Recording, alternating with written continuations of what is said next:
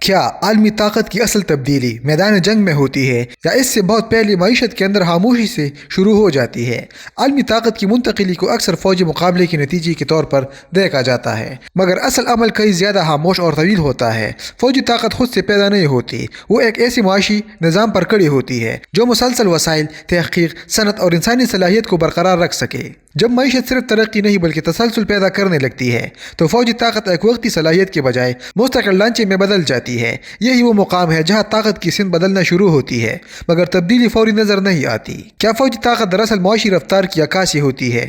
جب معیشت مسلسل پیداوار، تجارت اور سرمایہ کاری کی زیر وسعت اختیار کرتی ہے تو ریاست کے پاس وسائل کا ایسا مستقل بہاؤ پیدا ہونا شروع ہو جاتا ہے جو دفاعی منصوبہ بندی کو صرف سالانہ بجٹ تک محدود نہیں رہنے دیتا بلکہ اسے ایک طویل مدتی حکمت عملی میں تبدیل کر دیتا ہے۔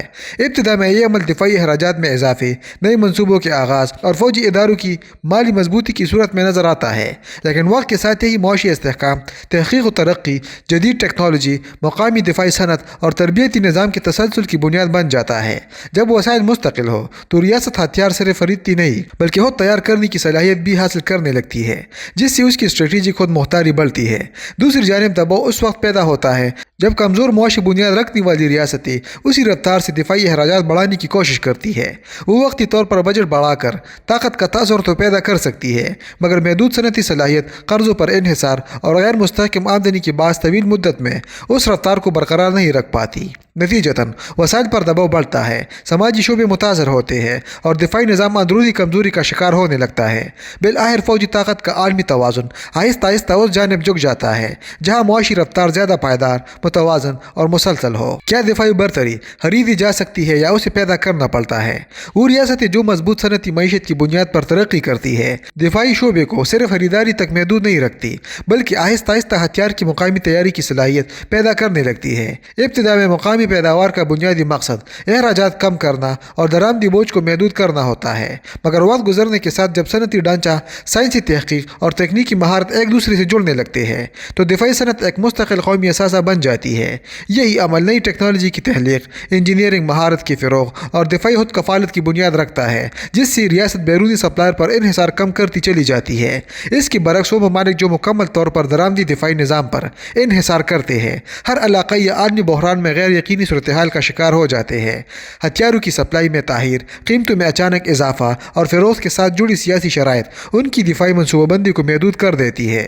ایسے ممالک اپنی حکمت عملی آزادانہ طور پر ترتیب دینے کے بجائے بیرونی طاقتوں کے فیصلوں اور مفادات کو مد نظر رکھنے پر مجبور رہتے ہیں۔ دہائی کے دوران ہی فرق گہرا ہو جاتا ہے۔ ایک ریاست خود مختار عسکری منصوبہ بندی کی صلاحیت حاصل کر لیتی ہے جبکہ دوسری ریاست مسلسل بیرونی منظوری اور تعاون کے دائرے میں مقید رہتی ہے۔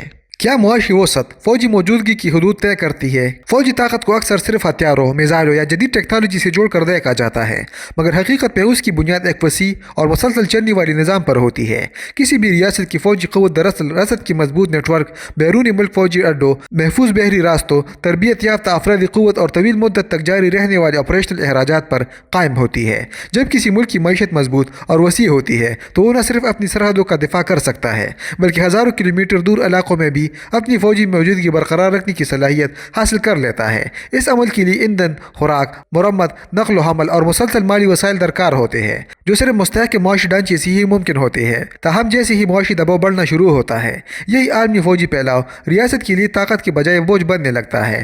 دفاعی اخراجات بڑھتے ہیں، سپلائی چین مہنگی ہو جاتی ہے اور عوامی مسائل پر دباؤ بڑھ جاتا ہے۔ تاریخ میں کئی بڑی طاقتیں اس مرحلے سے گزری جہاں انہیں اپنے بیرونی فوجی اڈے کم کرنا پڑے یا عالمی ذمہ داریاں محدود کرنا پڑے کیونکہ معیشت اس وسعت کو مزید سہارا دینے کے قابل نہیں رہی۔ اس طرح واضح ہوتا ہے کہ عالمی اثر و رسوخ صرف عسکری طاقت کا نتیجہ نہیں بلکہ معاشی برداشت، مالی استحکام اور طویل مدتی وسائل کی دستیابی سے براہ راست جڑا ہوتا ہے۔ کیا ٹیکنالوجی کی دوڑ اصل میں معاشی دوڑ ہوتی ہے؟ جدید جنگی صلاحیتیں کسی ایک منصوبے یا اچانک ایجاد کا نتیجہ نہیں ہوتی بلکہ یہ دہائیوں پر محیط سرمایہ کاری، تعلیمی اداروں، صنعتی ترقی اور سائنسی تحقیق کے درمیان مسلسل تعاون سے جنم لیتی ہے۔ جب ایک معیشت تحقیق اور جدت کو اپنی ترجیح بناتی ہے تو نئی ٹیکنالوجی پہلے شہری شعبے میں ترقی کرتی ہے جہاں مارکیٹ کی ضرورت، مسابقت اور تخلیقی سوچ اسے تیزی سے بہتر بناتی ہے۔ بعد ازاں یہی ٹیکنالوجی دفاعی نظام کا حصہ بن کر فوجی صلاحیتوں کو جدید شکل دیتی ہے۔ جیسے مصنوعی ذہانت، cyber systems, satellite network اور جدید مواصلاتی نظام۔ اس عمل میں جامعات نئی سوچ پیدا کرتی ہے، صنعت اسے عملی شکل دیتی ہے اور ریاست اسے اسٹریٹجک طاقت میں تبدیل کرتی ہے۔ مسئلہ وہاں پیدا ہوتا ہے جہاں ریاستیں صرف فوجی طاقت بڑھانے پر توجہ دیتی ہے مگر تحقیق اور معاشی بنیاد کو مضبوط بنانے میں سرمایہ کاری نہیں کرتی۔ وقتی طور پر ہتھیار خرید کر یا محدود ترقی کے ذریعے برتری حاصل کی جا سکتی ہے مگر یہ فائدہ دیر پا ثابت نہیں ہوتا کیونکہ نئی نسل کی ٹیکنالوجی مسلسل تحقیق سے پیدا ہوتی ہے اور جب یہ عمل کمزور ہو جائے تو ٹیکنالوجیکل حلا آہستہ آہستہ بڑھنے لگتا ہے۔ وقت گزرنے کے ساتھ یہی حلا طاقت کی عالمی توازن کو بدل دیتا ہے جہاں وہ ریاستیں آگے نکل جاتی ہے جو علم، صنعت اور معیشت کو ایک مربوط نظام کے طور پر ترقی دیتی ہے۔ کیا قرض پر کڑی فوجی طاقت دیر پا رہ سکتی ہے؟ جب دفاعی اخراجات کسی ریاست کی حقیقی پیداواری صلاحیت اور معاشی بنیاد سے زیادہ تیزی سے بڑھنے لگتے ہیں تو ابتدا میں ملک بظاہر زیادہ طاقتور نظر آتا ہے کیونکہ فوجی بجٹ، جدید ہتھیار اور وسیع دفاعی ڈھانچہ عالمی سطح پر طاقت کا تاثر پیدا کرتے ہیں مگر اس ظاہری طاقت کے پیچھے آہستہ آہستہ اندرونی معاشی دباؤ جمع ہونا شروع ہو جاتا ہے۔ حکومتیں اس فرق کو پورا کرنے کے لیے قرض، مالیاتی توسیع یا بجٹ خسارے کا سہارا لیتی ہے جس سے وقتی طور پر نظام چلتا رہتا ہے اور حقیقی مسئلہ فوری طور پر سامنے نہیں آتا۔ وقت گزرنے کے ساتھ صورتحال بدلنے لگتی ہے۔ قومی وسائل کا بڑا حصہ تعلیم، صنعت، تحقیق اور بنیادی ڈھانچے میں سرمایہ کاری کی بجائے صرف دفاعی نظام کو برقرار رکھنے پر خرچ ہونے لگتا ہے۔ نتیجتاً نئی صنعتیں سست رفتار کا شکار ہو جاتی ہے، پیداوار میں جدت کم ہو جاتی ہے اور معیشت کی طویل مدتی ترقی متاثر ہونے لگتی ہے۔ اس مرحلے پر فوجی طاقت خود ایک مہنگا بوجھ بن جاتی ہے کیونکہ اسے برقرار رکھنے کے لیے مسلسل زیادہ وسائل درکار ہوتے ہیں جبکہ معیشت اتنی تیزی سے نہیں بڑھ رہی ہوتی۔ آخرکار یہ عدم توازن عالمی طاقت کی حیثیت کو آہستہ آہستہ کمزور کر دیتا ہے۔ بظاہر مضبوط فوجی ڈھانچہ محدود رہتا ہے مگر اس کی پیچھے کڑی معاشی بنیاد کمزور ہونے لگتی ہے اور طاقت کا عالمی توازن خاموشی سے تبدیل ہونا شروع ہو جاتا ہے۔ کیا معاشی شراکتیں فوجی اتحادوں کی شکل بدل دیتی ہے؟ جب کوئی معیشت عالمی تجارت، سرمایہ کاری اور مالی سرگرمیوں کا مرکزی محور بن جاتی ہے تو دنیا کے مختلف ممالک فطری طور پر اس کے ساتھ معاشی طور پر جڑنے لگتے ہیں۔ ابتدا میں یہ تعلق صرف درآمدات، برآمدات اور تجارتی معاہدے تک محدود ہوتا ہے مگر وقت کے ساتھ یہ وابستگی گہری ہوتی جاتی ہے۔ سرمایہ کاری، سپلائی چینز اور مالیاتی نظام ایک دوسرے سے اس طرح منسلک ہو جاتے ہیں کہ معاشی استحکام مشترکہ مفاد بن جاتا ہے۔ ایسے میں ممالک صرف منافع کے لیے نہیں بلکہ اپنی معاشی سلامتی کے تحفظ کے لیے بھی اس مرکز کے ساتھ تعلق مضبوط رکھتے ہیں۔ جیسے جیسے معاشی روابط بڑھتے ہیں، سلامتی کے مفادات بھی آہستہ آہستہ اسی سمت جھکنے لگتے ہیں۔ ریاستیں سمجھنے لگتی ہے کہ جس معیشت پر ان کی ترقی اور استحکام منحصر ہے، ان کے تحفظ میں ان کا اپنا مفاد بھی شامل ہے۔ دباؤ اس وقت پیدا ہوتا ہے جب پرانے فوجی اتحاد یا اسٹریٹجک شراکت داری نئی معاشی حقیقت سے مختلف سمت میں کھڑی ہو۔ ایسی صورتحال میں ممالک کھلے عام نہیں بلکہ خاموشی سے اپنی ترجیحات تبدیل کرنا شروع کرتے ہیں۔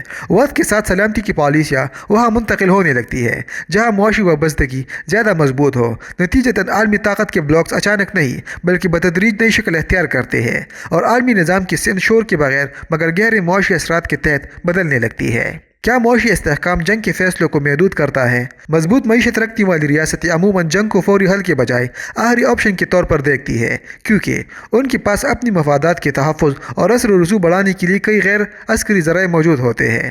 ایسی ریاستیں جانتی ہے کہ جنگ نہ صرف انسانی جانوں اور وسائل کا نقصان کرتی ہے بلکہ عالمی تجارت، سرمایہ کاری اور مالیاتی اعتماد کو بھی متاثر کرتی ہے جو ان کی اصل طاقت کا بنیادی ستون ہوتا ہے۔ اسی لیے وہ تجارت، معاشی پابندیوں، مالیاتی دباؤ، سرمایہ کاری کے بہاؤ اور عالمی مالیاتی نظام میں اپنی حیثیت کو بطور ہتھیار استعمال کرتی ہے۔ یہ طریقے انہیں بغیر براہ راست تصادم کے دوسرے ممالک کے فیصلوں پر اثر انداز ہونے کی صلاحیت دیتے ہیں۔ اس کے برعکس وہ ریاستیں جن کی معاشی بنیاد کمزور ہوتی ہے اکثر اپنے اثر کو ظاہر کرنے کے لیے فوجی طاقت پر زیادہ انحصار کرتی ہے کیونکہ ان کے پاس معاشی دباؤ ڈالنے کے مؤثر متبادل کم ہوتے ہیں۔ محدود تجارتی روابط اور کمزور مالیاتی اثر انہیں تیزی سے عسکری راستے کی طرف دھکیل سکتے ہیں۔ طویل مدت میں یہی فرق عالمی نظام کی سمت متعین کرتا ہے۔ وقت کے ساتھ طاقت کی نوعیت بدلنے لگتی ہے جہاں جنگی میدان کے بجائے معاشی مقابلہ، ٹیکنالوجی، رسد کے نظام اور مالیاتی اثر و رسوخ اصل مقابلے کا مرکز بن جاتے ہیں۔ یوں عالمی استحکام کا دار و مدار فوجی برتری سے زیادہ معاشی مضبوطی اور باہمی انحصار پر منتقل ہو جاتا ہے۔ کیا وقت کے ساتھ فوج معیشت کی رفتار کے تابع ہو جاتی ہے؟ طویل مدت میں فوجی طاقت اپنی سمت اور رفتار خود متعین نہیں کرتی بلکہ وہ بنیادی طور پر معیشت کی رفتار کے ساتھ آگے بڑھتی ہے۔ جب کسی ریاست کا معاشی نظام مسلسل وسعت اختیار کرتا ہے، نئی صنعتیں جنم لیتی ہے، تحقیق اور جدت کو فروغ ملتا ہے اور مالیاتی استحکام برقرار رہتا ہے تو اس کے اثرات براہ راست فوجی اداروں پر بھی ظاہر ہوتے ہیں۔ مضبوط معیشت، جدید ہتھیاروں کی تیاری، بہتر تربیت، جدید ٹیکنالوجی اور مؤثر دفاعی منصوبہ بندی کے لیے وسائل فراہم کرتی ہے جس سے فوجی طاقت وقت کے ساتھ مزید مؤثر اور جدید بنتی رہتی ہے۔ اس عمل میں طاقت اچانک نہیں بلکہ بتدریج مضبوط ہوتی ہے، لیکن جیسے ہی معاشی توانائی کمزور پڑنے لگتی ہے، ترقی کی رفتار سست ہو جاتی ہے اور وسائل محدود ہونے لگتے ہیں، تو فوجی ڈھانچہ بھی آہستہ آہستہ جمود کا شکار ہو جاتا ہے۔ بظاہر طاقتور نظر آنے والی فوج بھی جدید تقاضوں سے پیچھے رہنے لگتی ہے، کیونکہ نئی ٹیکنالوجی، تحقیق اور صنعتی سپورٹ کے بغیر برتری برقرار رکھنا ممکن نہیں رہتا۔ یہی خاموش مگر مسلسل تبدیلی عالمی طاقت کے توازن کو بدل دیتی ہے۔ ابھرتی ہوئی معیشتیں وقت کے ساتھ وہ صنعتی، تکنیکی اور مالی صلاحیت حاصل کر لیتی ہے جو کبھی صرف پرانی عالمی طاقتوں کا حصہ سمجھی جاتی تھی، اور یوں عالمی نظام میں طاقت کی منتقلی بغیر کسی بڑے اعلان کے آہستہ آہستہ وقوع پذیر ہو جاتی ہے۔ اب نتیجہ سمجھتے ہیں۔ عالمی طاقت کی منتقلی عموماً کسی ایک جنگ، بڑے معاہدے یا اچانک اعلان کے ذریعے نہیں ہوتی، بلکہ یہ ایک طویل اور خاموش عمل ہوتا ہے جو برسوں بلکہ دہائیوں میں مکمل ہوتا ہے۔ اس عمل کی ابتدا اس وقت ہوتی ہے جب کسی ریاست کی معاشی طاقت مستقل بنیادوں پر اس کی فوجی صلاحیت کو سہارا دینا شروع کر دیتی ہے۔ مضبوط معیشت نہ صرف دفاعی اخراجات کو برداشت کرتی ہے بلکہ تحقیق، ٹیکنالوجی، صنعتی پیداوار اور انسانی وسائل میں مسلسل سرمایہ کاری کو ممکن بناتی ہے۔ وقت کے ساتھ یہی معاشی تسلسل فوجی اداروں کو جدید، منظم اور پائیدار بناتا ہے، جس سے نئی ابھرتی طاقت آہستہ آہستہ عالمی نظام میں اپنی جگہ مضبوط کرنے لگتی ہے۔ دوسری جانب وہ ریاستیں جن کی معاشی رفتار سست پڑنے لگتی ہے، اگرچہ کچھ عرصے تک اپنی پرانی فوجی طاقت کے سہارے اثر قائم رکھ سکتی ہے، مگر بتدریج ان پر مالی دباؤ بڑھنے لگتا ہے، دفاعی اخراجات بوجھ بن جاتے ہیں اور جدیدیت کی رفتار کم ہونے لگتی ہے۔ یہی فرق وقت کے ساتھ طاقت کے توازن کو بدل دیتا ہے۔ آخرکار عالمی نظام میں فیصلہ کن عنصر ہتھیاروں کی تعداد یا وقتی عسکری برتری نہیں، بلکہ وہ مضبوط معاشی بنیاد بنتی ہے جو فوجی صلاحیت کو دہائیوں تک بغیر رکے برقرار رکھ سکے اور مسلسل نئے چیلنجز کے مطابق خود کو ڈالتی رہے۔